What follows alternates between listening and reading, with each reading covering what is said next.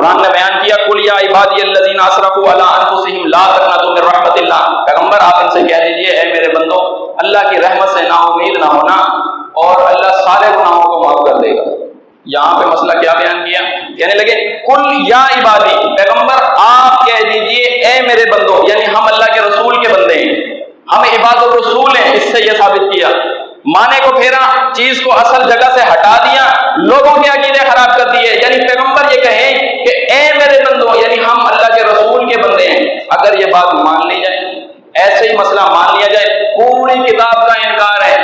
ये जो जमीन आसमान अल्लाह ने बनाया, इसीलिए बनाया कि सारे अल्लाह के बंदे बन जाएं। फरमाया कोई बशर ऐसा नहीं जिसको हम किताब दें, जिसको हम नबूवत दें, जिसको हम हिकमत दें, फिर वो लोगों से ये कहे कूनो इबादल्ली, तुम मेरे बंदे बन जाओ, उसको ये बात ज़ेब नहीं देती।